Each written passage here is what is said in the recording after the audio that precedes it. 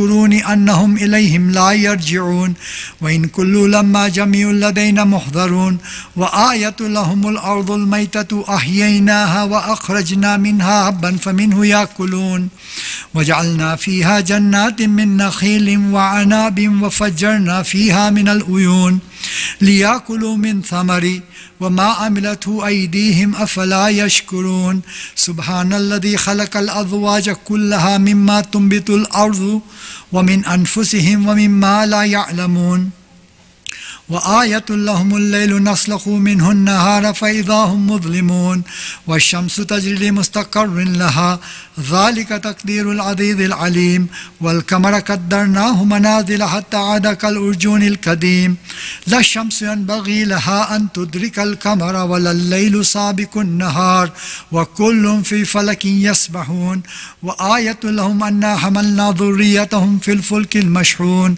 وخلقنا لهم من مثله ما يركبون وإن نشأ نغرقهم فلا شريك لهم ولا هم ينقذون إلا رحمة منا ومتاعا إلى حين وإذا قيل لهم اتقوا ما بين أيديكم وما خلفكم لعلكم ترحمون وما تأتيهم من آية من آيات ربهم إلا كانوا عنها معرضين وإذا قيل لهم أنفقوا مما رزقكم الله قال الذين كفروا للذين آمنوا أن نطعم من لو يشاء الله أطعمه إن أنتم إلا في ضلال مبين ويقولون متى هذا الوعد إن كنتم صادقين ما ينظرون إلا صيحة واحدة تأخذهم وهم يخصمون فلا يستطيعون توصية ولا إلى أهلهم يرجعون ونفخ في السور فإذا هم من الأجداث إلى ربهم ينسلون قالوا يا ويلنا من بعثنا من مركدنا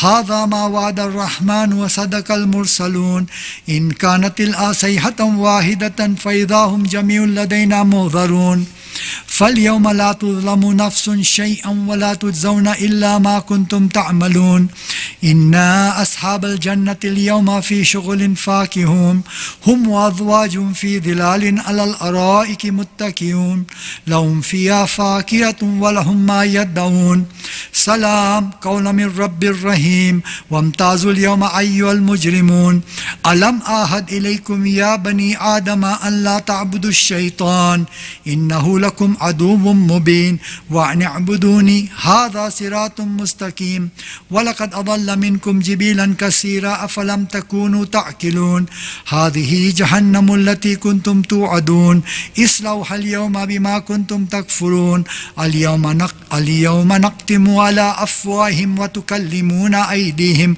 وتشهد أرجلهم بما كانوا يكسبون ولو نشاء لتمسنا على أعينهم فاستبقوا الصراط فعنا يبصرون ولو نشاء لمسخناه على مكانة فما استطاعوا مضيا ولا يرجعون ومن نؤمره ننكس في الخلق أفلا يعقلون وما علمناه شعرا وما ينبغي له إن هو إلا ذكر وقرآن مبين لينذر من كان حيا ويحق القول على الكافرين أولم يروا أنا خلقنا لهم مما عملت أيدينا أنعاما فهم لها مالكون وظللناها لهم فمنها ركوبهم ومنها يأكلون ولهم فيها منافع ومشارب أفلا يشكرون واتخذوا من دون الله آلهة لعلهم ينصرون لا يستطيعون نصرا وهم لهم جند محضرون فلا يحزنك قولهم إنا نعلم ما يسرون وما يعلنون أولم يرى الإنسان أنا خلقناه من نطفة فإذا هو خصيم مبين وضرب لنا مثلا ونسي خلقه قال من يحيي العظام وهي رميم قل يحيي الذي أنشأ أول مرة وهو بكل خلق عليم الذي جعل لكم من الشجر الأخضر نارا فإذا أنتم منه توقدون أوليس الذي خلق السماوات والأرض بقادر على أن يخلق مثلهم بلى وهو الخلاق العليم إنما أمره إذا أراد شيئا أن يقول له كن فيكون فسبحان الذي بيده ملكوت كل شيء وإليه ترجعون. اللهم صل على محمد وآل محمد. سورة المباركة الفاتحة.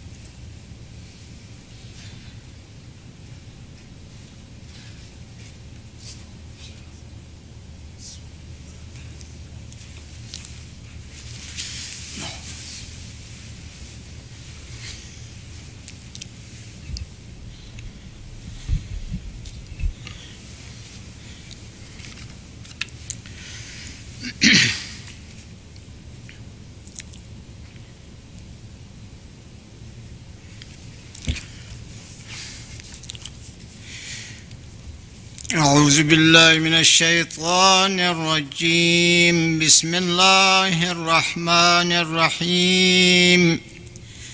إن الله وملائكته يصلون على النبي يا أيها الذين آمنوا صلوا عليه وسلموا تسليما.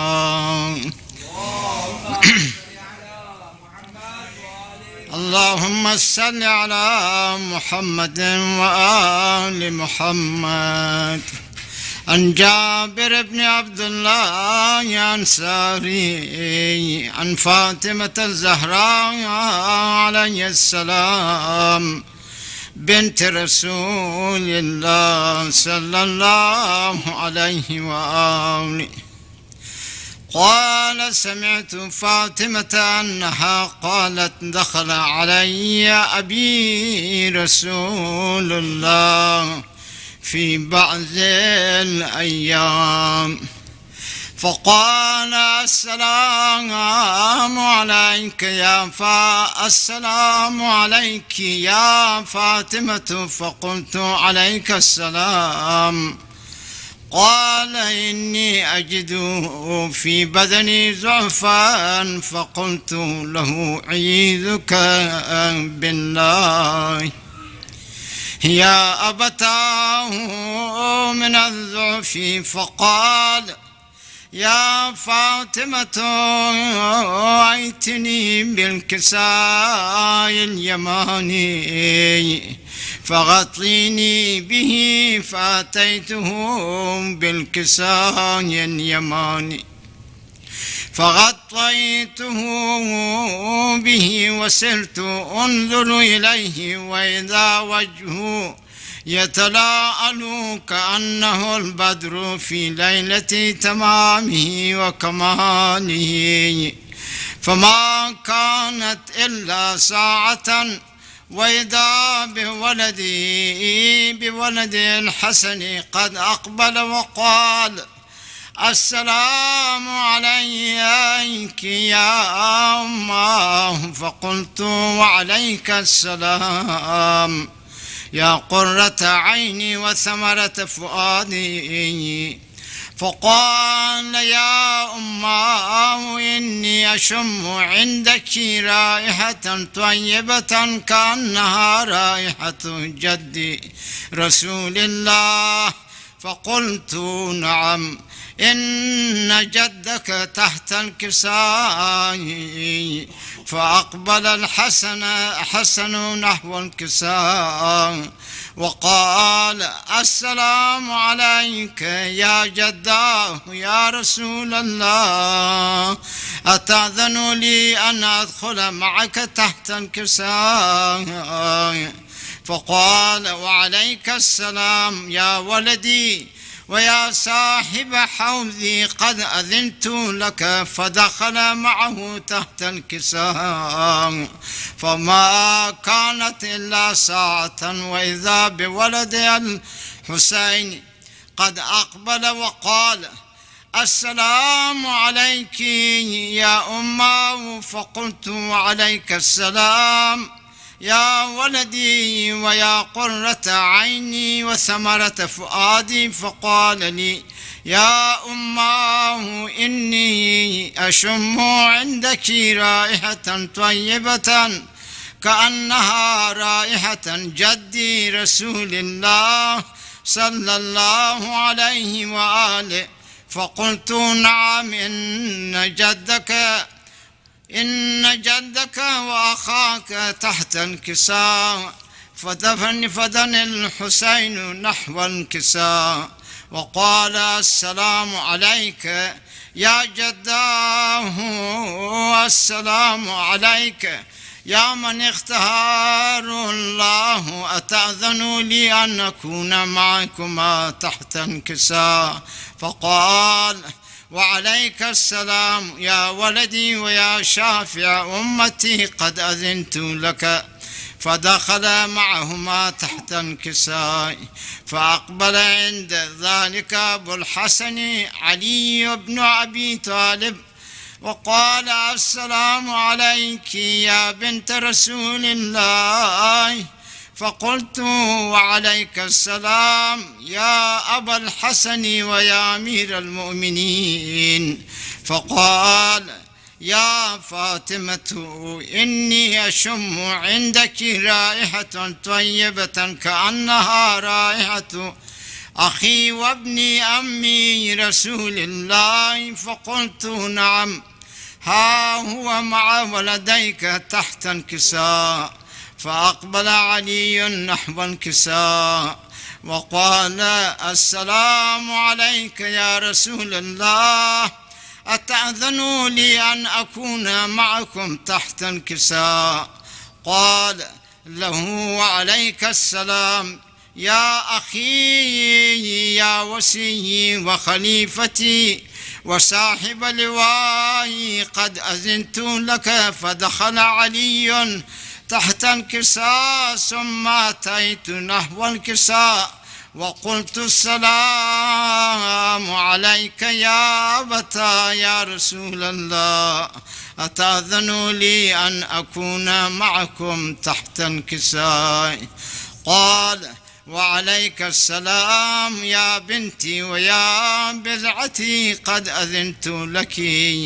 فدخلت تحت الكساء، فلما اكتملنا جميعا تحت الكساء أخذ بي رسول الله بطرفي الكساء وأومي بيده اليمنى إلى السماء وقال: اللهم إن هؤلاء أهل بيتي وخاصتي وحامتي، لحمهم لحمي ودمهم دمي، ويؤلمني ما يؤلمهم ويحزنني ما يحزنهم. أنا حرب لمن حاربهم وسلم لمن سالمهم، وعدو لمن عاداه، ومحب لمن أحبهم.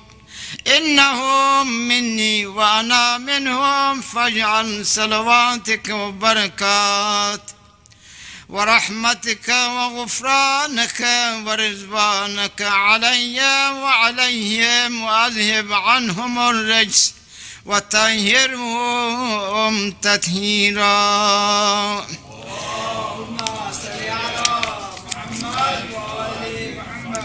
فقال الله عز وجل: يا ملائكتي ويا سكان السماوات، إني ما خلقت سماء مبنية ولا أرضا مدهية ولا قمرا منيرا ولا شمسا مضيا ولا فلكا يدور ولا بحرا يجري ولا فلكا يسري إلا في محبتي هؤلاء الخمس الذي هم تحت الكساء. فقال الأمين جبرائيل: يا ربي، ومن تحت الكساء؟ فقال عز وجل: هم أهل بيت النبوة ومعدن الرسالة، هم فاطمة وأبوها وبعلها وبنوها. فقال جبرائيل: يا ربي، أتأذن لي أن أهبط إلى الأرض لأكون معهم سادسا؟ فقال الله: نعم، قد أذنت لك. فهبط الأمين جبرائيل وقال: السلام عليك يا رسول الله.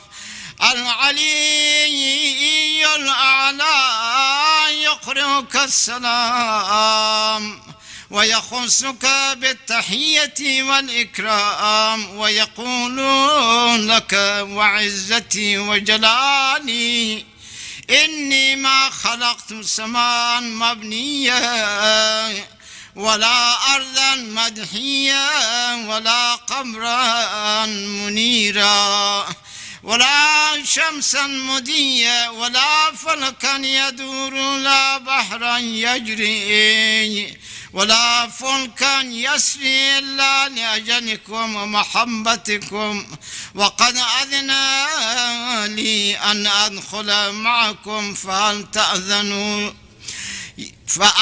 تأذنوا لي يا رسول الله. فقال رسول الله وعليك السلام يا أمين وحي الله إنه نعم قد أذنت لك.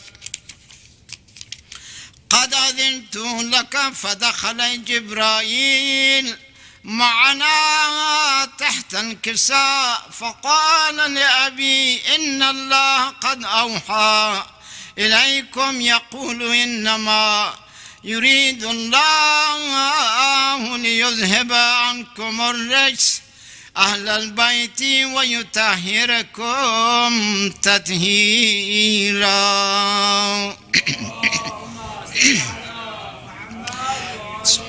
وقال علي لأبي يا رسول الله أخبرني ما لحسنوسنا هذا تحت الكساء من الفضل عند الله. فقال النبي والذي بعثني بالحق نبيا واصطفاني بالرسالة نجيا ما ذكر خبرنا هذا في محفل من محافل أهل الأرض وفيه جمع من شيعتنا ومحبينا إلا ونزلت عليهم الرحمة وحفت بهم الملائكة واستغفرت لهم إلى أن يتفرقوا. فقال علي إذن والله فزنا وفاز شيعتنا ورب الكعبة. فقال النبي ثانيا يا علي والذي بعثتني بالحق نبيا واصطفاني بالرسالة نجيا ما ذكر خبرنا هذا في محفل من محافل أهل الأرض وفي جمع من شيعتنا ومحبنا وفيهم محموم إلا وفرج الله همه ولا مغموم إلا وكشف الله غمه ولا طالب حاجة إلا وقضى الله حاجته. فقال علي إذن والله فزنا وسعدنا وكذلك شيعتنا فازوا وسعدوا في الدنيا والآخرة ورب الكعبة. صلوات اللهم صل على محمد. الفاتحة.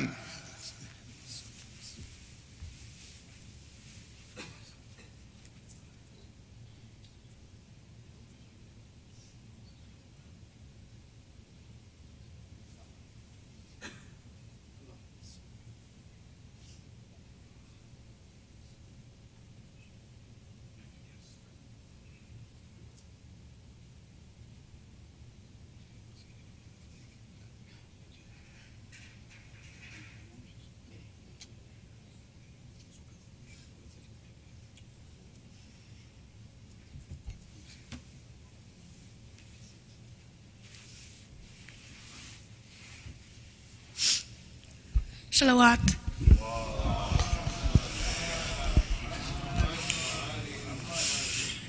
O Fatimah, I am so alone. Without you around, this house is no longer a home. How will I forget the things that I saw? Your ribs that were crushed, the nail and the door, your tormented cries, the blood on the floor. Mohsin, our son, whose life is no more. Oh Fatima, it broke me to see. Though you were in pain, you crawled trying to save Ali. Oh Fatima, I am so alone. Without you around, this house is no longer a home. The grief in my heart cannot be contained, but how can I cry in front of Hussein? I wander the streets without any aim to find anyone who can share my pain. Oh Fatima, my heart sobs for you. I cry by myself in alleys that are destitute. Oh Fatima, I am so alone. Without you around, this house is no longer a home. My deep loneliness is now breaking me. How can I escape this cycle of grief? These tears are flowing just like the sea. My love, come and see the state of Ali. Oh Fatima, I can't see the day. The light of my eyes and life crowned me was snatched away. Oh Fatima, I am so alone. Without you around, this house is no longer a home. They tell me, Ali, we thought you were strong. You lifted the gates of Khaybar alone. So why is it that you cry on and on? You know better than us that she's gone. Oh Fatima, if only they knew the bruises and scars I saw when I was washing you. Oh Fatima, I am so alone. Without you around, this house is no longer a home. Oh Fatima, I am so alone. Without you around, this house is no longer a home. Salawat.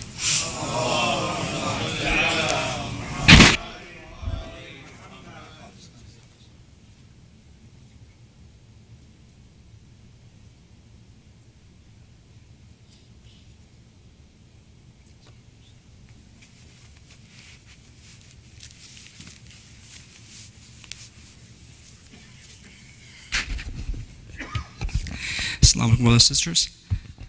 Inshallah, tonight my daughter is going to recite Surah Tariq. That's your new surah. Prophet Muhammad Salawat.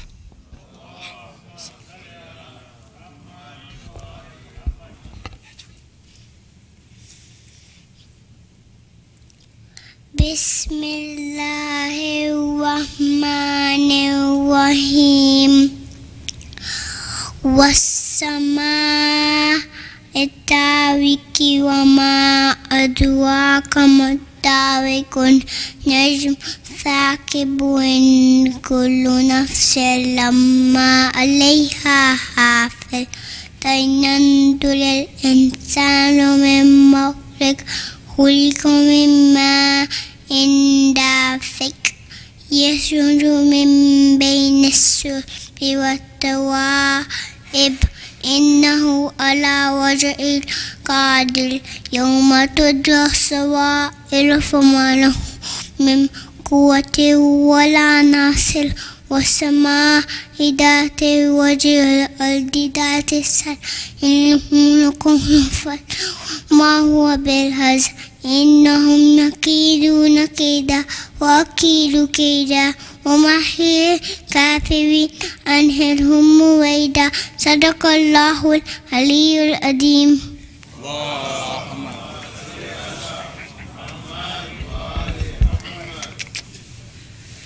I've also prepared a short poem, so it's going to be an English poem. Muhammad wa ali Muhammad salawat.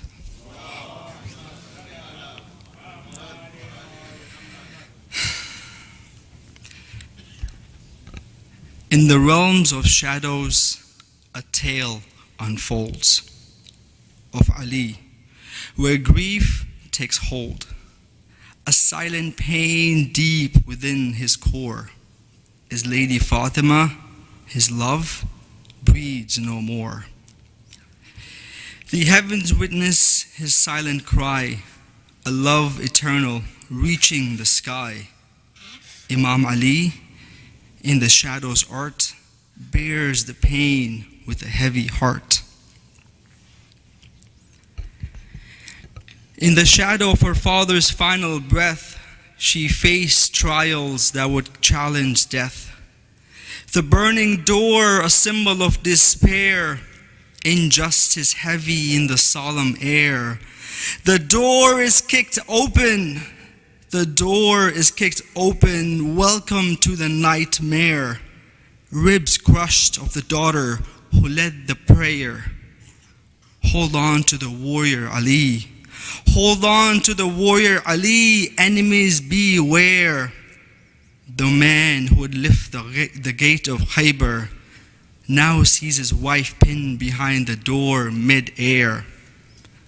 Ali could bring all who dared down to their knees as a champion of warfare. But Ali made a promise to the Prophet to stand down and raise his hands to the Lord's prayer. Through valleys low and mountains high, she faced the storms with a steady eye.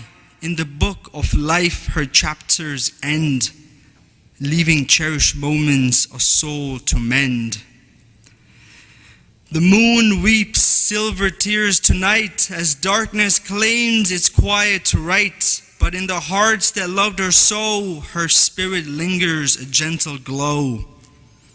In Jamad al-Thani, moonlit glow, Shia hearts with sorrow overflow.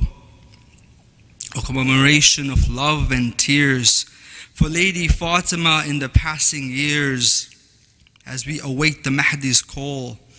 As we await the Mahdi's call to bring justice for all that is wrong, let us not just wait and sing religious songs. Show passion in the path of righteousness and be headstrong. We are the followers of Ali and Fatima, the best of creation, till the final gong. Muhammad salawat.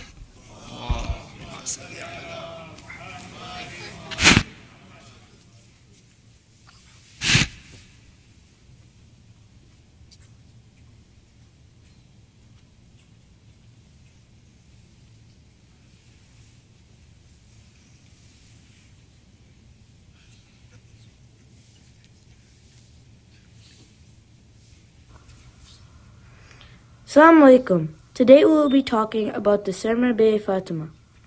Bibi Fatima begins her sermon by praising and glorifying Allah and sending peace and blessing upon the Holy Prophet. She uses unique descriptions.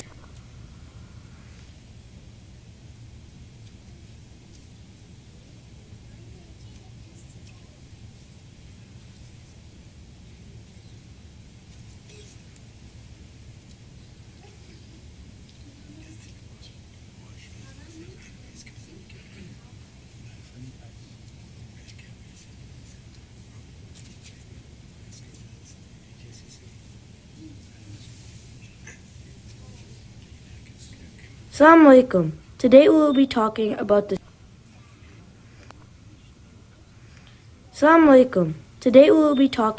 the sermon of Bibi Fatima. And sending peace and blessing upon the Holy Prophet. She uses unique descriptions of Allah and the Holy Prophet to praise them, which show her special relationship with the Prophet and high understanding of who is Allah.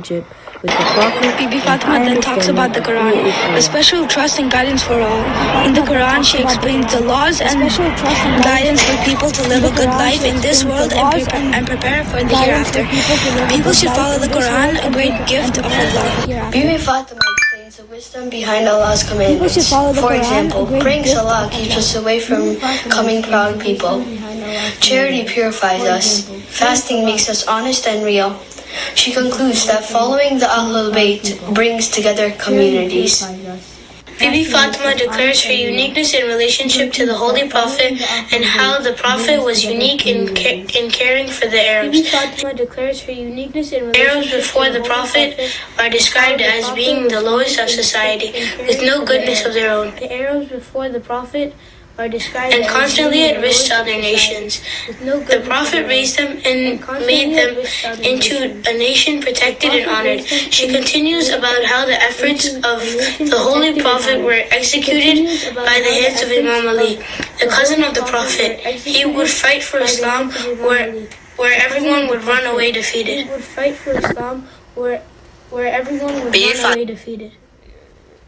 Bibi Fatima Salamullah alayha continues on how after receiving all these great benefits, they have turned against the command of the Prophet ﷺ as soon as he left them. Also the Arabs didn't wait a moment after the death of the Prophet to return to the ways of ignorance and the destruction of all that was given to them. Reasoning for Falak. Bibi Fatima starts off by saying how before the Prophet had spread his teachings, the people of Arabia were acting ignorant, and commented how as soon as the Prophet left this world, they had gone back to their old ways again. She says that the Arabs have ignored the faith of Islam, and Bibi Fatima proves the statement by showing how the Quran gives inheritance to all Muslims, including the Anbiya, and to not allow someone the inheritance is against the Quran and the faith of Islam. As nowhere in the Quran does it say that a certain type of people are excluded from receiving the inheritance. Bibi Fatima concludes her powerful sermon by not just criticizing the usurpers, but also those that remain silent in the face of her oppression. The Ansar, the Muslims from Medina, who were suppressed supporters of the Prophet, remained silent and allowed the sanctity of the Prophet's family to be violated. Bibi Fatima condemns them for this behavior and teaches us an important lesson: to remain quiet when someone is oppressed is to be blamed worthy in front of Allah.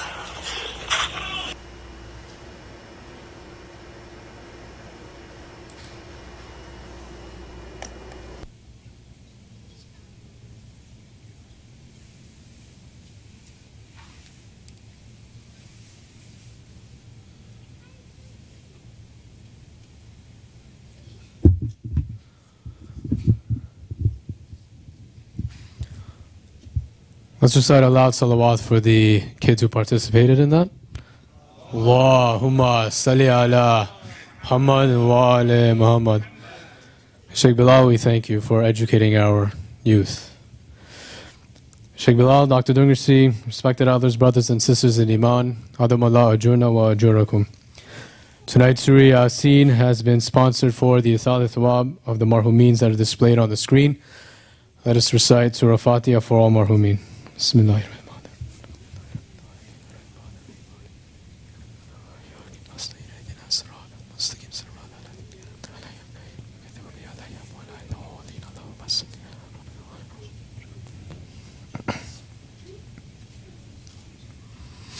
Tomorrow, Saturday, we will have a ladies-only Ayyam Fatimiyyah program, enlightening our lives through the Lady of Light, starting with Zohar Namaz at 12 p.m. It will be an interactive panel discussion, Quran reflection, and group recitations, followed by our Ayyam Fatimiyyah program, starting with Niyaz at 6:30 p.m. And on Sunday, we will have Madrasa at 10:45 a.m. to 2:30. Lastly, please join me in reciting the ayah of Amma Yujib 5 times for all those who are sick here and around the world. Allahumma salli ala Muhammad wa ali Muhammad. Bismillahir Rahmanir Rahim. أما يجيب المضطر إذا دعاه ويكشف السوء أما يجيب المضطر إذا دعاه ويكشف السوء أما يجيب المضطر إذا دعاه ويكشف السوء أما يجيب المضطر إذا دعاه ويكشف السوء أما يجيب المضطر إذا دعاه ويكشف السوء اللهم صل على محمد وعلى محمد. Let's recite aloud salawat as we call up Sheikh Bilal. Muhammad wa ali Muhammad salawat.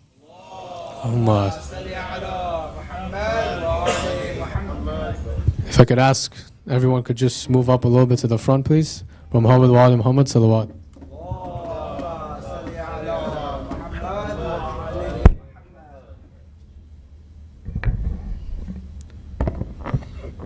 رحم الله من يقرأ سورة الفاتحة.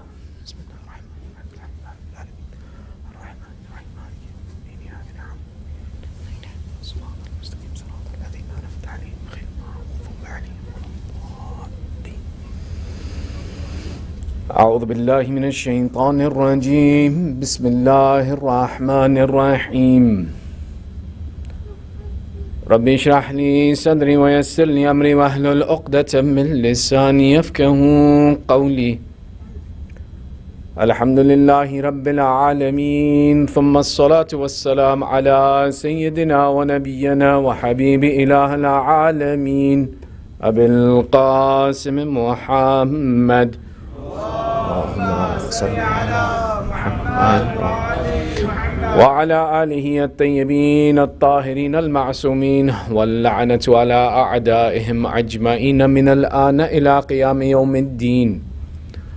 أما بعد، فقد قال الله تعالى في محكم كتابه الحكيم: بسم الله الرحمن الرحيم ولسوف يعطيك ربك فترضى. آمنا بالله صدق الله العلي العظيم.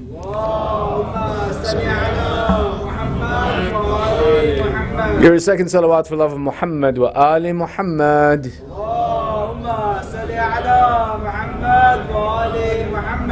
And your loudest salawat as condolences to the master of our time, Sahib al-Asri wa Zaman. Allahumma salli ala Muhammad wa Ali Muhammad. أعظم الله أجورنا وأجوركم بذكرنا المسائب آل Muhammad. May Allah increase in our reward for the commemoration of the difficulties of Ali Muhammad. In the Holy Quran, Surah Al-Duha, Allah makes the statement, وَلَسَوْفَ يُؤْتِيكَ رَبُّكَ فَتَرْضَاهُ. Allah reveals Surah Al-Duha and Surah Inshirah, which are two sister surahs in the sense that when we talked about the qira'at that takes place in Salat, these two surahs have a special affiliation where they can be recited as one. What I mean to say is, if in Salat I am reciting Surah Fatiha and after that the second surah that I choose to recite, there are two sets of surahs that if I choose one of these, I have to recite the other with it. According to some it's wajib and others it's ihtiyat. According to Sayyid Sistani it's ihtiyat. That if I choose to recite Surah Al-Duha, I recite Surah Inshirah with it. Same thing with Fil and Quraysh. If I choose to recite Surah Fil, I should recite Surah Quraysh with it. The message in these surahs is attached between the two of them, and same thing between Duha and Inshirah, you'll find that there's an attachment of the message between these two surahs. Duha and Inshirah are two surahs that are revealed to our Prophet as consolation to him. When you look at the message in these surahs, you see that our Prophet is in a state of difficulty or distress, and Allah is consoling him. Allah is speaking to him gently and kindly and offering him support through these surahs. In Surah Al-Duha, Allah makes a statement. He says, وَلَا سَوْفَ يُعْتِيكَ رَبُّكَ فَتَرْضَى. Soon your Lord will give you فَتَرْضَى, and you will be pleased with what Allah has given you. This discussion of what it is that our Prophet is given that will be something that pleases him has been a discussion amongst Mufassirin to describe and elaborate what it is that Allah provides. Majority of the other schools of thought have pointed to the reality of either saying one of two things. That if this is material or if this is entirely spiritual. Meaning what? Will it be in this world or will it be in the hereafter? And the argument presents itself that Allah here is consoling the Prophet that in the hereafter soon, you will receive something that will make you happy. And what is that? He will be the possessor of Jannah, the authority of heaven, the authority in the Akhirah, the status in Akhirah that will be given to Rasulullah is what will please him for all the difficulties he's gone through in this life. Other Mufassirin who came to the argument and said that no, if Allah is making a promise in the material world, the jawab has to be in the material world as well too. And there they came to the conclusion, they said that what is it that will make the Prophet happy and pleased? It is the hukuma, it is the government, it is the system of Islam being established as both a nation and a religion, which was missing at that point in time. Our Prophet struggled for over 13 years in establishing the message, after which when he shifts to the city of Medina, does Islam flourish.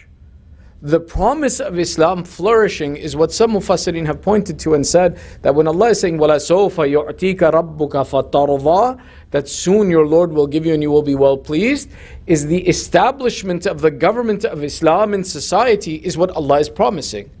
That I will give this to you as a comfort to you. Our Mufassirin take a different position on this. While these two theories are prevalent and present in society, they present a third aspect. Because the argument is this. From one element to say that the answer will only be in Akhirah, Allah making the promise in this life, Allah fulfills the promise in this life. From the other aspect of the idea that it is the system of governance that is being discussed here, and that the government and the religion will be established firmly, that was the responsibility of Rasulullah. It was the desire of Allah to make that happen. Further to that, material kingdom was not something valuable to our Holy Prophet.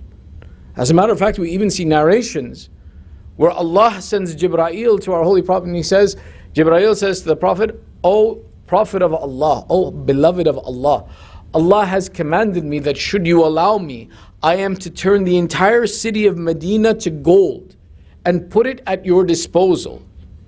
And this will in no way, your possession of all of this wealth will in no way reduce an iota of your status on the Day of Judgment. Meaning, la hisaba fi dhalik. There is no accounting for this. It is entirely yours. And Rasulullah replies and he says, Ya Jibreel, I don't want this. All I ask from Allah is the sufficiency for one meal, and that for my next meal I have to ask Allah to provide me sustenance. Meaning that even he doesn't want sufficiency of 2 meals without Allah being involved in the process. Who amongst us can make that statement? To say that that Prophet, who doesn't want to have sufficiency of 2 meals without asking Allah in the middle, that he wants and his satisfaction and his radha'a will be in the fact that he is the owner of a government? Say it doesn't quite add up, it doesn't quite make sense. So we look for what is it that Allah is promising that when it is given, Rasulullah will be pleased with this. So we look again in the Quran for the answer to this, and in the Quran we find the answer itself in another surah that is given to our Holy Prophet as a consolation. Are you guys okay? Alright, Sallu ala Muhammad wa ali Muhammad.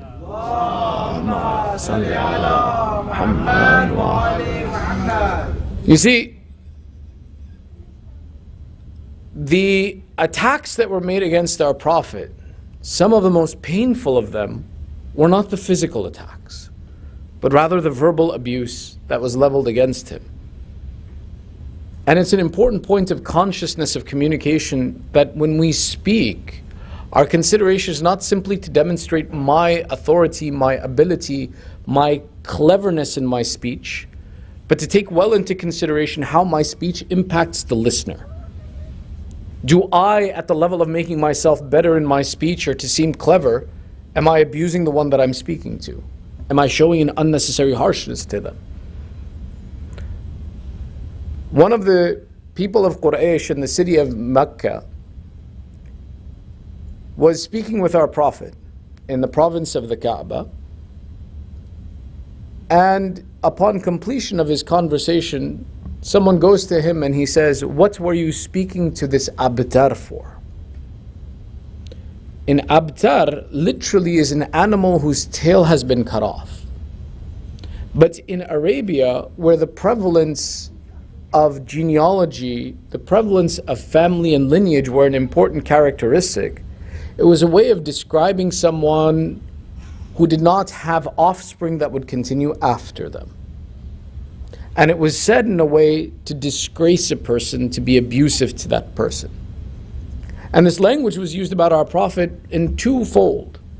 One was that clearly they had no answer for the character, the presentation, the lesson, the teaching, the akhlaq that our Prophet was giving. And that too was that their frustration at the level of teaching that the Prophet was giving, to say that all of this good that he's doing is going to end with him. That we have not much to worry about. When he goes, the message goes with him because he has no lineage, no offspring, no children to continue. And this abuse in that was leveled at the Prophet. Allah consoles him by promising him, Bismillah ar-Rahman ar-Rahim, Inna a'tainaka al-kawthar.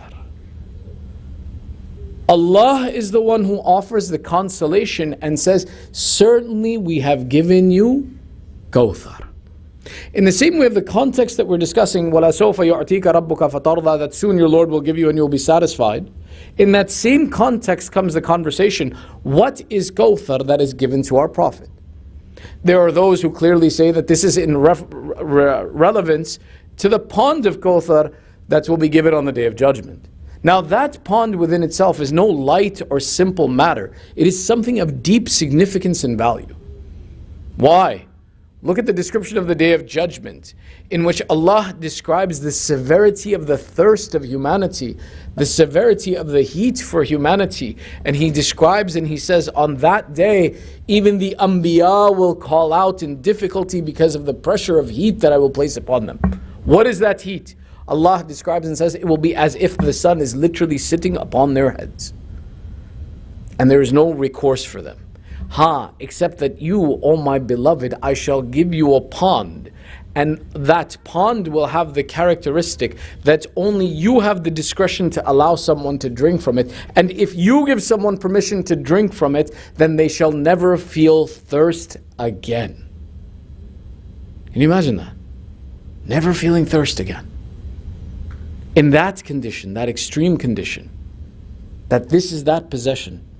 Looking at the idea that Rasulullah will be the possessor of such a great bounty that shall remove thirst permanently, there are those who argue and say that yes, here Allah is consoling the Prophet by saying, Inna a'tainaka al-kawthar, we have given you this pond, and it will be a source of comfort and consolation. However, let's go back to the same principle, that if the promise is made in this world, then the answer has to be given in this world, not in akhirah.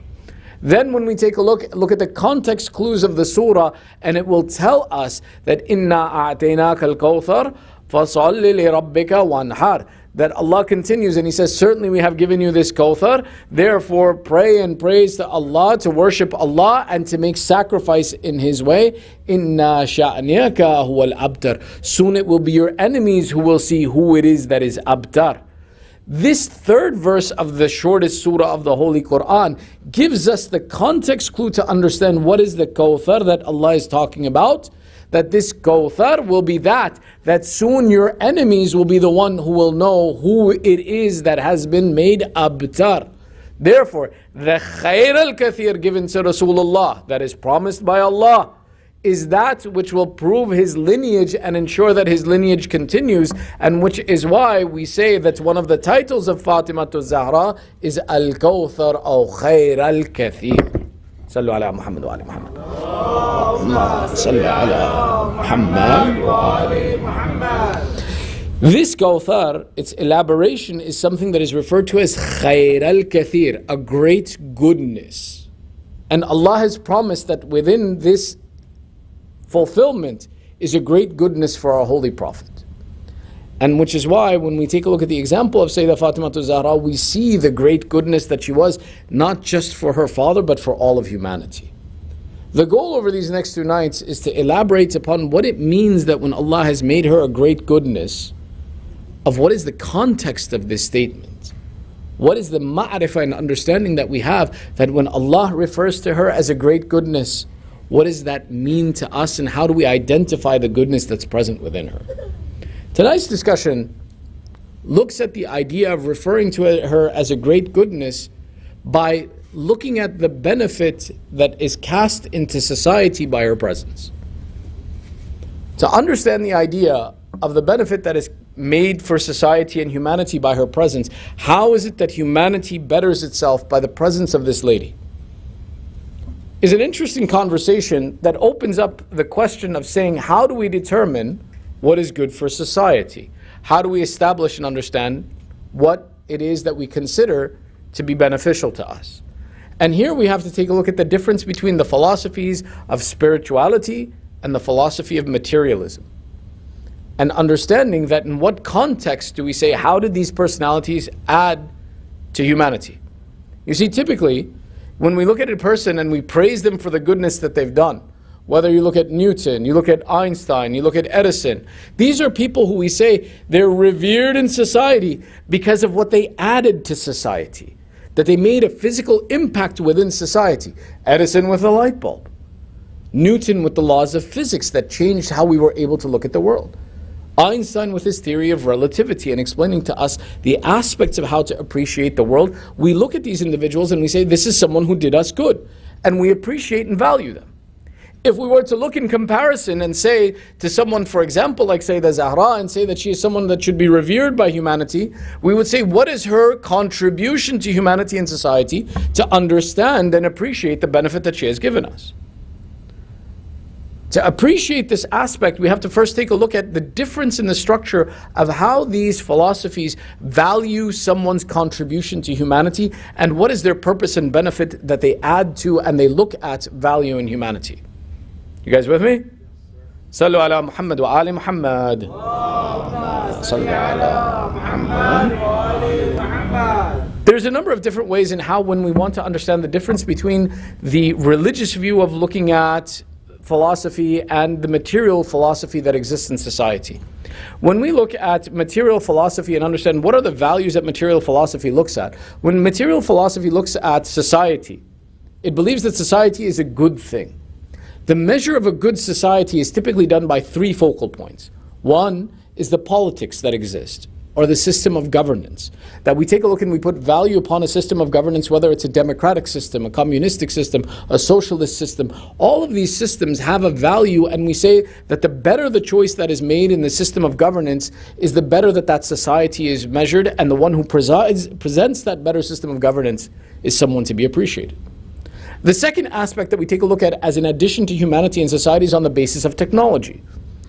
That whatever adds to our technological knowledge and infrastructure and benefit is something that is valuable, and society needs a strong technological benefit to be the leading element in society and to be a better ranked society amongst the others. The third element that we take a look at that gives a society its higher status in the eyes of materialism is power. That the more powerful a society is, the better the society is.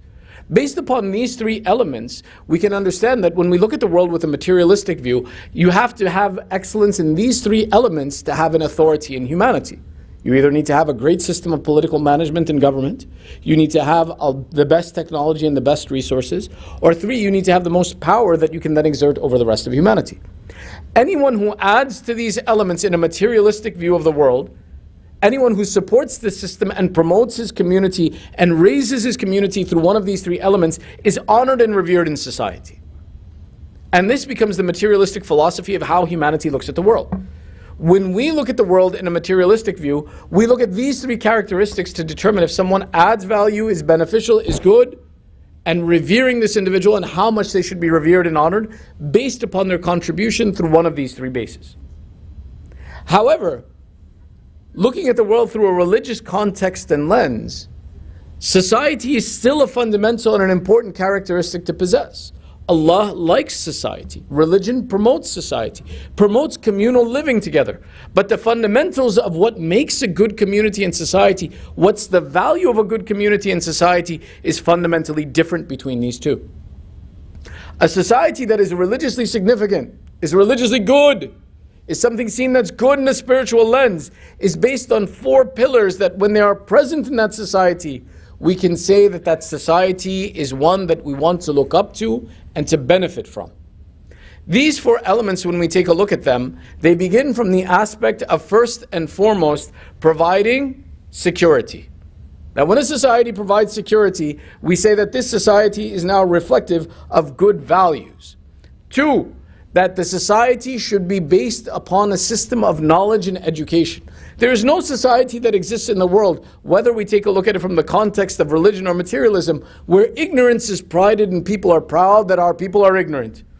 No, as a matter of fact, whether we look at it from a material context or we take a look at it from a religious context, literacy, education is the honor of a society and community. And in this lens, when we look at a society that is religiously good, one of the elements that should be present is knowledge and education. Literacy should be high. People continue their education and process of learning. It is something that they revere and honor in this process. The third element that is required in a religious society to be good is the element of having justice. That these laws that exist within a community promote not the prevalence of one element over another or the abuse of one element and the raising of another element, but rather that all that live in that society find themselves to be in an environment where they feel that they will be treated correctly and fairly. Therefore, justice becomes an important element. It becomes a focal point that we have to ensure that if we have a religiously sound environment, justice is prevalent in that society. The fourth of these is akhlaq, that needs to be present in a society for it to be considered a good society. Morality, a basis of trust in an environment.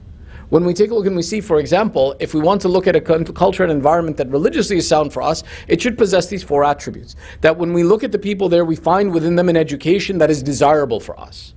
When we look at a society, we find in their security that ourselves, our wealth, our children, our families feel comfortable that in this environment that they do not have to fear from the others that live in that society.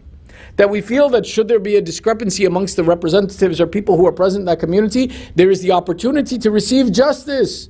That I won't be excluded from that opportunity of justice because of my nationality, my color, my ethnicity, my origination, my faith, my name, my description. And finally, that this aspect that we take a look at and we see that the character of people is good and that by living in this society and environment, I become a better person, I become a better environmental element that exists on this earth. You see, these two differences of category don't simply end here. Their impact is different. When we take a look at materially and say, why should we honor a person? We look at their material composition, we say that yes, in society they gave us this benefit. And we may be able to measurably be able to confirm the addition that they made to us.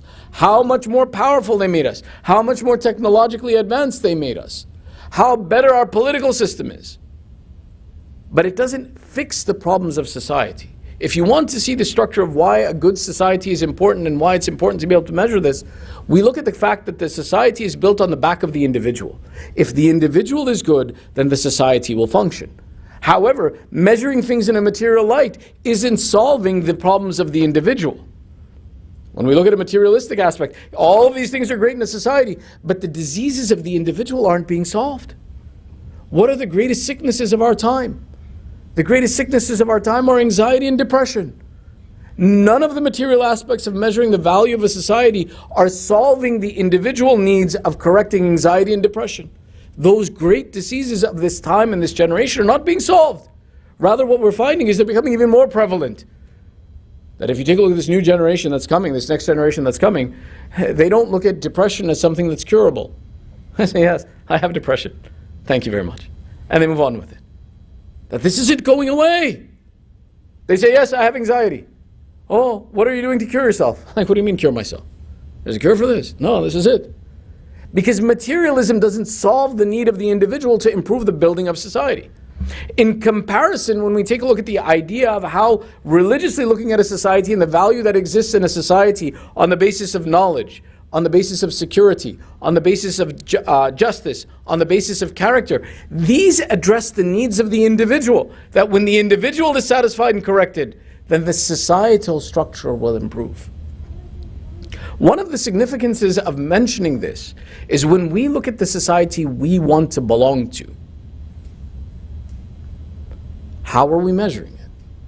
Are we measuring the collective benefit of our society on the basis of wealth, on power, on technology and materialism? Or are we measuring the success of our society on the basis of character, knowledge and education, justice and equity, character? Are we looking at these as the elements that are going to define what our community is? If we build our community on the basis of these elements, then we find that the structure and the goodness of our community will be something that will benefit from the ground all the way up to the top, and will continue something that flourishes and goes forward. So why the measure of a society and who it is that we honor in a society isn't necessarily on the basis of the fact that, yes, they taught us how to build an atomic bomb. Added power, added technology. What did it do to the human being? It reduced the value of human life. It reduced the significance of humanity.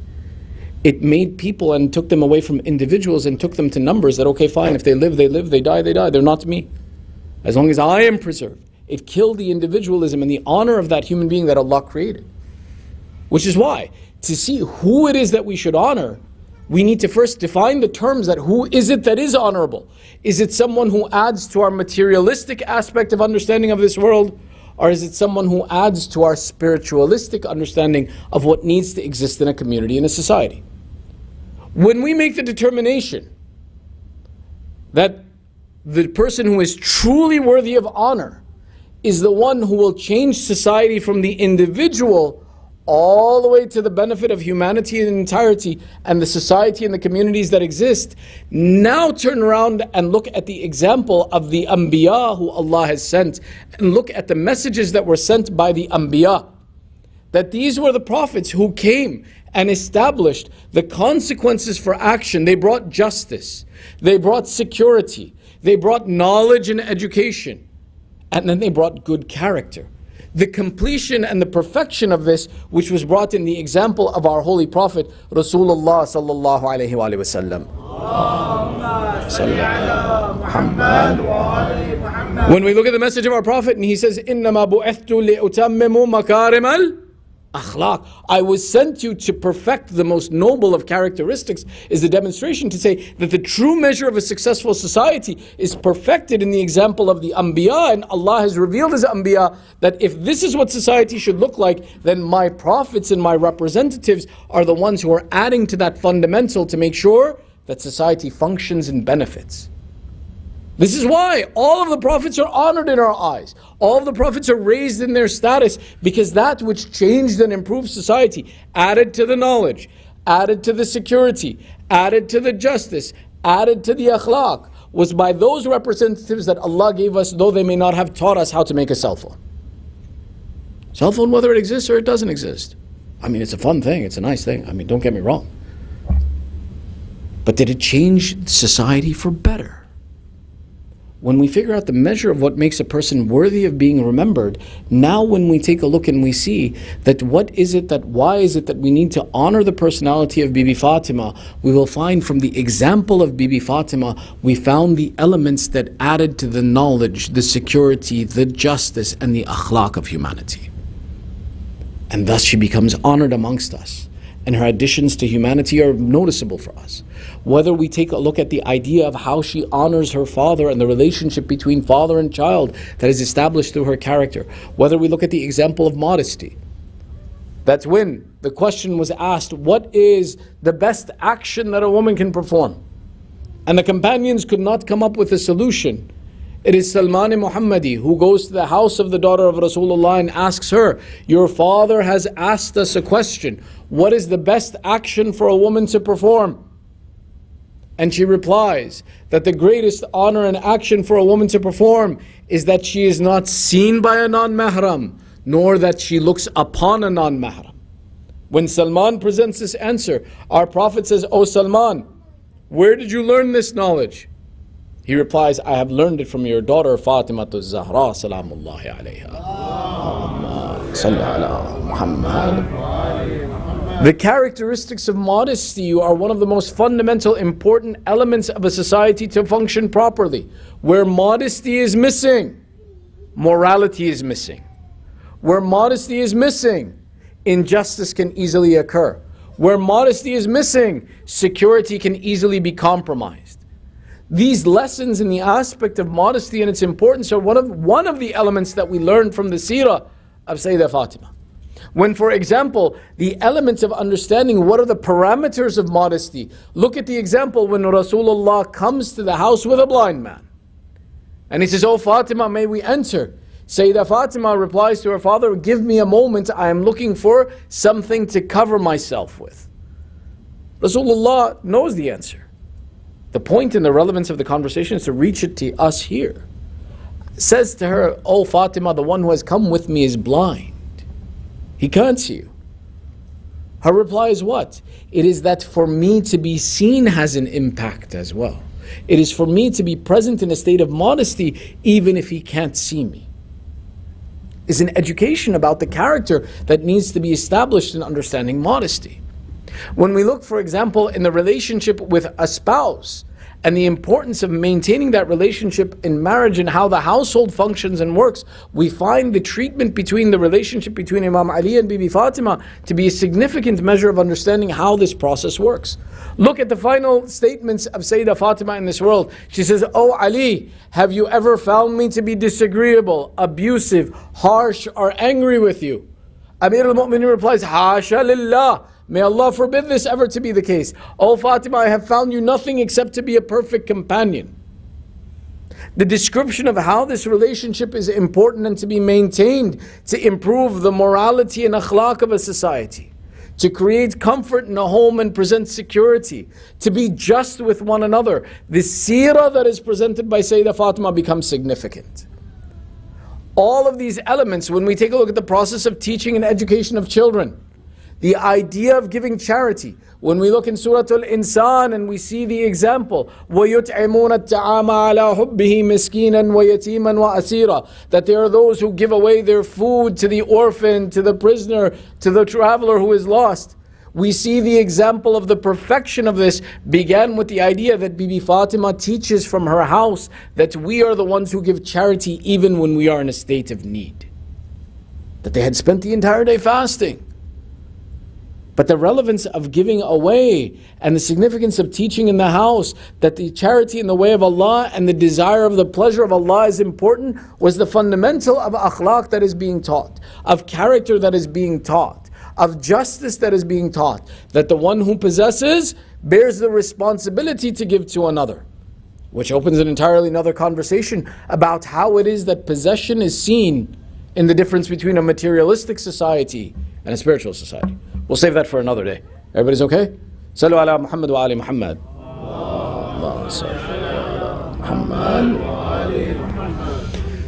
This furthered of teaching and priority, that when we look at the seerah of Sayyidah Fatima, of why she is honored, look at how she teaches the relationship with Allah and presenting the priority that while the material world is around you, to build a good society, the fundamental of connecting with Allah is significant, which is why we saw Imam Hassan making the statement, مَا رَأَيْتُ أَحَدًا أَعْبُدَ اللَّهُ أَكْثَرُ مِنْ أُمِّي. I never saw one who was a greater worshipper of Allah than my mother. That she was one who when the nights would begin would stand in her prayer niche in the worship of Allah, and when I awoke in the morning I would find her still standing in the worship of Allah, though her feet had become swollen from her nights of ibadat. Imam Hassan describes and he says, I would listen to the prayers of my mother and I would never find that my mother was one who prayed for herself, though she would worship Allah the entirety of the night. And I would ask my mother, why don't you ask Allah for yourself? You ask for everyone but yourself. It is the lesson of Sayyidah Fatima that taught the morality and decency and the justice. Ya bunayya, ajjar thumma ad-dar. That, oh my son, the responsibility of the one who possesses the ability to come to Allah is to pray for the others before you pray for yourself. Pray for your neighbors and your community before you pray for yourself. These lessons and teachings are the basis upon which we honor this person, that her impact to humanity was improving and changing morality. Her impact to society was adding to the justice that was needed in society. Her impact was adding to the knowledge that was necessary in humanity, and to teach the importance of the security that exists in humanity. When we measure her on these bases, she is one of the most azim and honored personalities. We cannot ignore her lessons. And that if we follow these as the people who should be honored, it will be a continuous process of improving our community and our society, and improving humanity to prepare for the point where we can honor and appreciate the one who will come as the teacher to correct the society. These lessons of looking at why is it that she is honorable? How is she khair al-kathir? She becomes khair al-kathir because when we look at why a person is valued, there is no one who added more value to humanity than her. There is no one who had a better lesson to teach than her in this description. That it is from her children then that society is influenced and changed. That the mother is the one who teaches, then her children are the ones who teach after her. Therefore she becomes honored in our eyes. But what an honor that she was given in her life. What a disrespect that she was given in her life. What abuse was meted out against her in her life is that when we see someone of this character and nobility, how abused she was. The life of Sayyidah Fatima after Rasulullah is measured at either 45 days, 75 days, or 95 days. That in the absence of the tree of Rasulullah, the fruit of Rasulullah was treated with such injustice that she did not last even 6 months after her father. They describe and they say that Sayyidah Fatima would be one who would weep after the shahadat of Rasulullah, but her weeping would not decrease, it would increase. She would say that it is normal that when someone leaves us that we cry, but every day we are further separated from them, the crying reduces, except in my case, because my father was that one who was the best of humanity, and the longer that I am separated from him, the greater my crying and weeping increases. The people of Medina complained and they said, "Oh Ali, tell Fatima to either cry in the day or to cry in the night. We cannot stand that she weeps day and night." Amir al-Mu'mineen came to the daughter of Rasulullah and presented the statement that, "O daughter of Rasulullah, the people have complained that you cry day and night. Cry either in the day or cry either in the night." She replied, "O Ali, tell them that I am a guest among them for just a few days. Bear with me for a short time, I will be gone soon." When this was not possible, Amir al-Mu'mineen built for her a place that was known as Baytul Ahzan, the house of sorrows. That was a house and a small shack that was built beyond the boundary of Baqi. And every morning Amir al-Mu'mineen would take Bibi Fatima, Imam Hassan, Imam Hussein, and walk them out past Baqi and take them to the small place under the shade of a tree, where then Fatima would cry in the day so as not to disturb the people and return at night. It happens that one day Amir al-Mu'mineen returns in the evening to collect Fatima, and he sees that Hassan and Hussein come running to him. Their faces are red from the effects of the sun. He says, "Oh my children, what happened?" They said, "Oh Baba, the tree under which our mother would take shade when she wept, they have cut down this tree to increase her oppression. They have removed even this one comfort from her that she possessed." This life of Sayyidah Fatima came very quickly towards an end, where they said after the events of the door, we found that Fatima did not possess the energy to continue with the tasks on a daily basis. That she was weakened by the attack upon her. Remember, her ribs were broken. Her eye was injured. Her child was killed. In this condition, it happens that one day, it's said that Sayyidah Fatima suddenly found energy. She found power. She took the responsibility of feeding the children herself, of bathing the children herself. Amir al-Mu'mineen comes to Sayyidah Zahra. He says, "Oh Fatima, you seem to be better." She says, "Ali, sit with me and take from me my wasiyah. Oh Ali, if I have ever disturbed you or upset you, forgive me." Amir al-Mu'mineen says, "Forgive me, I have never found this in you. If I have ever disturbed you, then forgive me." She says, "Oh Ali, I have no complaint with you. But Ali, in my final wasiyah, غسلني حنتني كفني ودفني بالليل." Oh Ali, when I leave this world, it is my command to you that perform my ghusl, my hunut, my kafan and my dafan in the night. Do not let those who have abused me, who have taken my rights, come and join in my burial rites. Let them not know where I am buried. Amir al-Mu'mineen with a heavy heart listened to this news and this wasiyah. He went to the masjid. Before he goes, she says, "Oh Ali, the grave is a house of loneliness. When I have left this world, do not leave me there alone. Come and visit me from time to time. Sit with me. Amir al-Mu'mineen leaves Sayyidah Zahra. Sayyidah Zahra in the house, prepares the children, sends them to the masjid. Asma bint Umays is present in the house. She says, "Oh Asma, I have prepared myself and I will go to my prayer niche and I shall worship Allah and you will hear the hamd and thana of Allah. Oh Asma, after some time if you call to me then I am still here. But if I do not answer you, then know that Fatima has left this world and returned to Allah." Asma says that I heard the tasbih of Zahra coming from her place of prayer for some time.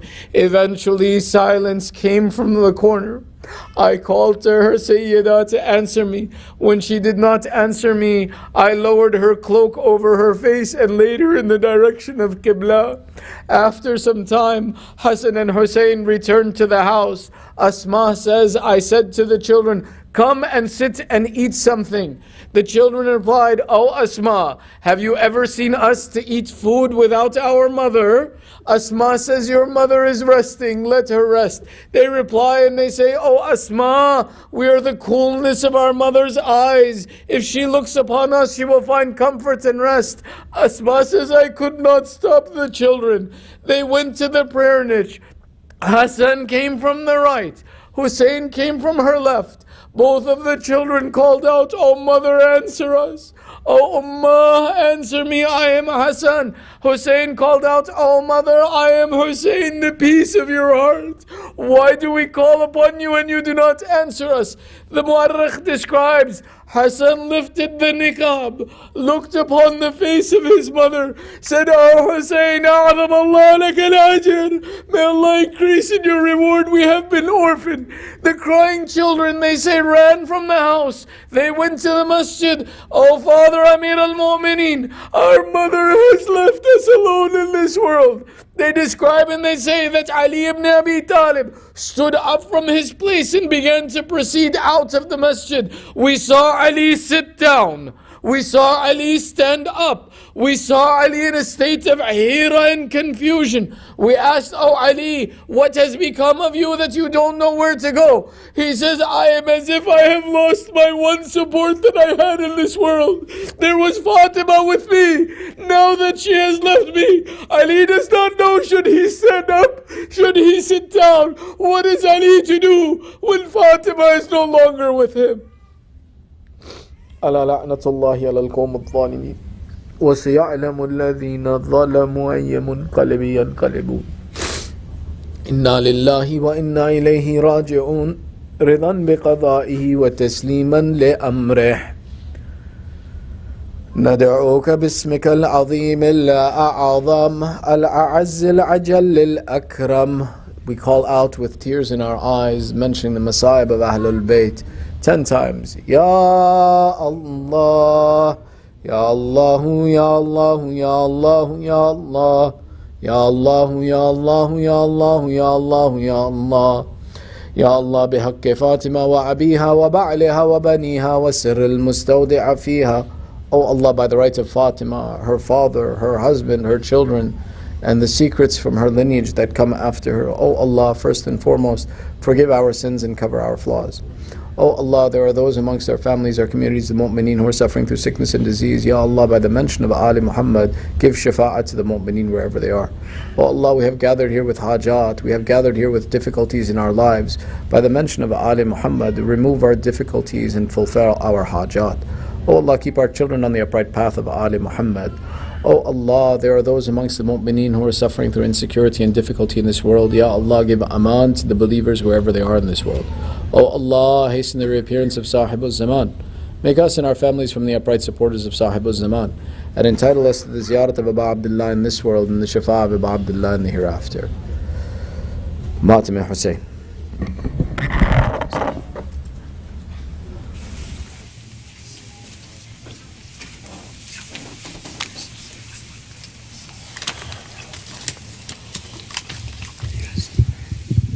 बिनते नबी जहाँ से गए वहाँ मुसीबता بنت نبی جہاں سے گئی وا مصیبتاں، حسنین کا سر آج کھلا وا مصیبتاں، بنت نبی جہاں سے گئی وا مصیبتاں، حسنین کا سر آج کھلا وا مصیبتاں، یاروں کی آمد آج پری ہے جہان میں، یاروں قیامت آج پری ہے جہان میں، پیٹھے کرے ہے شیر خدا وا مصیبتاں، بنت نبی جہاں سے گئی وا مصیبتاں، بنت نبی جہاں سے گئی وا مصیبتاں، حسنین کا سر آج کھلا وا مصیبتاں،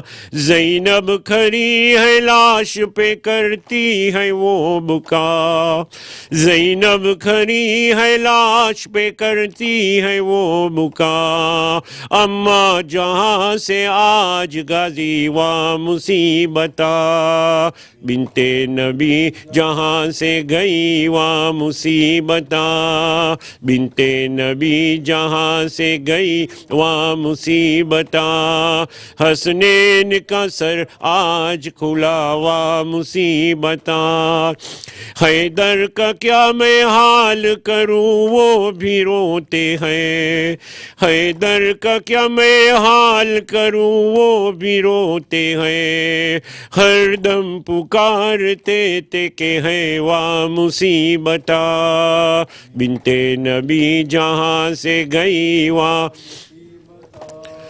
بنت نبی جہاں سے گئی وا مصیبتاں، حسنین کا سر آج کھلا وا مصیبتاں، روتے ہیں پیمبر بھی آج قبر میں ہے، روتے ہیں پیمبر بھی آج قبر میں ہے، جبریل کا بھی سر ہے کھلا وا مصیبتاں، بنت نبی جہاں سے گئی وا مصیبتاں، بنت نبی جہاں سے گئی وا مصیبتاں، حسنین کا سر آج کھلا وا مصیبتاں، یا رب تیری جناب میں ہم سب کیے دعا، یا رب تیری جناب میں ہم سب کیے دعا، دامن نہ چھوٹے ہاتھ سے شاہ